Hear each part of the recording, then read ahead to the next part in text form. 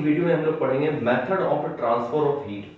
Heat transfer करने का कौन कौन सा मेथड होता है, मतलब क्या कि अगर कहीं आग जल रहा है तो वो हीट दूसरे जगह तक कैसे पहुंचता है। कोई लोहा गर्म होता है तो उसका एक एंड गर्म होने से दूसरे एंड तक हीट कैसे ट्रांसफर होता है, या धरती तक सूरज की रोशनी से गर्मी कैसे आता है। ये अलग अलग मेथड्स होता है, इसको हम लोग साइंटिफिक तरीके से समझते हैं। ठीक है, तो method of transfer of heat आपका तीन होता है। Mode of transfer of heat कितना है? तीन है। कौन कौन है? सबसे पहला होता है कंडक्शन। कौन सा मेथड होता है? कंडक्शन। कंडक्शन क्या होता है इसको समझते हैं। और दूसरी बात कि कंडक्शन जब भी यूज होगा तो वो सॉलिड में ही होता है। सॉलिड मटेरियल को हीट करने के लिए जो मेथड होता है या हीट ट्रांसफर का जो मेथड होता है वो कंडक्शन होता है। ये किस में देखा जाता है? ये सॉलिड में देखा जाता है। एक मेथड होता है जिसको हम लोग कन्वक्शन कहते हैं। कन्वक्शन, ठीक है। कन्वक्शन, कन्वक्शन किस में होता है? लिक्विड एंड गैसेस में होता है। Liquid and gas. और एक फाइनल जो तीसरा तरीका होता है जिसको हम लोग कहते हैं रेडिएशन। रेडिएशन ऐसा mode of transfer of heat है जिसमें किसी भी मीडियम का जरूरत नहीं पड़ता है। Without any medium.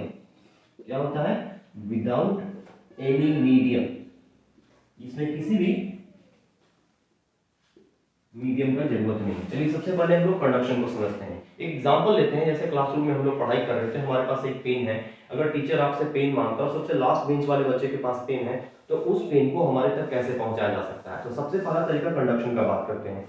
एक चीज हो सकता है कि सबसे लास्ट बेंच में जो बैठा हुआ बच्चा है वो पेन अपने बगल वाले स्टूडेंट को देगा, ऐसे वो उसके अगले बेंच को देगा, ऐसा करते करते वो ट्रांसफर होते होते होते टीचर तक पहुंच जाएगा। कुछ ऐसा समझ लेते हैं। मान लीजिए यहाँ पर टीचर खड़ा है, ठीक है, यहां पर कुछ स्टूडेंट्स बैठे हुए हैं।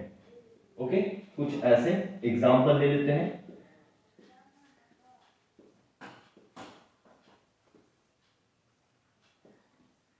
ठीक है, और इस बच्चे के पास पेन है। तो सबसे पहला तरीका क्या है? ये जो होगा, ये पेन देगा अपने बगल वाले को, फिर ये अपने बगल वाले को, फिर ये अपने बगल वाले को, और ये फाइनली टीचर के पास पहुंच जाएगा। तो जो इस तरह का ट्रांसफर ऑफ हीट होता है उसको हम लोग कंडक्शन कहते हैं। ये सॉलिड में होता है। क्यों होता है इसको एग्जांपल से समझते हैं। मान लीजिए आपके पास लोहा का रॉड है, या खाना बनाते वक्त बर्तन आपने देखा होगा, तो वो जो लोहा का रॉड होता है उसके एक एंड को आग में डालिए, तो एक एंड को आग में डालेंगे तो तुरंत गर्म नहीं होता। एक एंड ये हीट में गया तो इसका हीट बगल वाले को, इसका हीट फिर उसके बगल वाले को, ऐसा करते करते करते दूसरा एंड थोड़ी देर में गर्म होता है। तो यहाँ क्या पता चल रहा है? एक से दूसरा मॉलिक्यूल, दूसरा से तीसरा मॉलिक्यूल में जब हीट ट्रांसफर होता है तो उसको हम लोग कंडक्शन कहते हैं। ऐसा किस में देखने को मिलता है? ऐसा नॉर्मली सॉलिड में देखने को मिलता है। ओके, अब हम लोग second method of transfer of heat देखेंगे जिसका नाम है कन्वक्शन। इसके थ्रू लिक्विड एंड गैसेस गर्म होता है। इसको समझते हैं पेन के एग्जांपल से। अगर किसी क्लासरूम में आप टीचर हैं या हम टीचर हैं, अपने स्टूडेंट से पेन मांगते हैं और सबसे लास्ट स्टूडेंट के बच्चा के पास पेन है, तो एक तरीका ये भी हो सकता है कि वो अपने हाथ से उठकर आकर पेन हमको दे दे।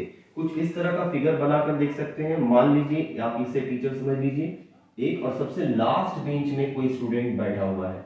ओके, ये एक एग्जांपल हो सकता है।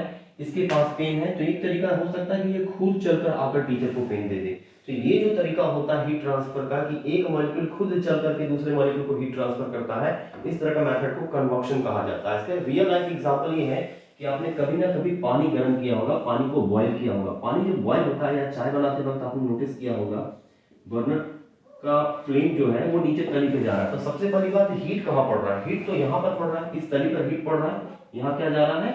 हीट जा रहा है। तो ये हीट जो है पूरे लिक्विड को कैसे गर्म करेगा? लिक्विड ये यहाँ से हीट लेकर ऊपर चला जाता है। ऊपर का जो भारी है एयर, भारी वाटर मॉलिक्यूल्स है यानी कि पानी है, वो नीचे चला आता है। तो इसमें क्या हो रहा है? हीट ट्रांसफर, हीट खुद चल के ऊपर जा रहा है। गैसेस गर्म कैसे होता है? गैसेस भी इसी मेथड से गर्म होता है। अगर आपको इसको देखना है तो आप एग्जांपल कर सकते, एक्सपेरिमेंट कर सकते हैं। उबलता हुआ चाय को देखिए या पानी को खौलता हुआ देखिए। खौलता पानी हमको लगेगा कि नीचे का जो पानी का मॉलिक्यूल ऊपर जा रहा है, ऊपर वाला नीचे आ रहा है, ऐसे सर्कुलेट कर रहा है। ऐसा क्यों होता है? इसके लिए एक चीज और समझते हैं कि जो चीज गर्म होता है वो हल्का हो जाता है। क्या हो जाता है? लाइट, यानी कि हल्का हो जाता है। और कोई चीज अगर गर्म ठंडा होता है तो वो क्या हो जाता है? हेवी हो जाता है।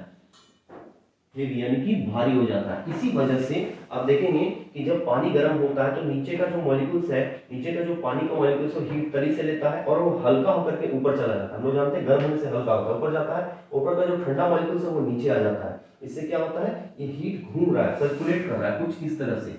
चाय का पत्ती डालने के बाद चाय पानी में देखिए कि चाय का पत्ती ऐसा लगता है एक बार ऊपर जा रहा है, एक बार नीचे आ रहा है। क्यों? क्योंकि नीचे जाके वो हीट गेन कर रहा है और फिर ऊपर जा रहा है, फिर नीचे जा रहा है, हीट गेन कर रहा है, फिर ऊपर आ रहा है। ये प्रोसेस चलता है, ये कन्वक्शन होता है, इसके थ्रू किसको गर्म कर सकते हैं, लिक्विड एंड गैसेस को गर्म कर सकते हैं। और सबसे फाइनल तरीका होता है रेडिएशन। रेडिएशन के एग्जांपल देते हैं, ये रहा अर्थ, और हम लोग क्या जानते हैं, सन से हम लोगों तक हीट पहुंचता है।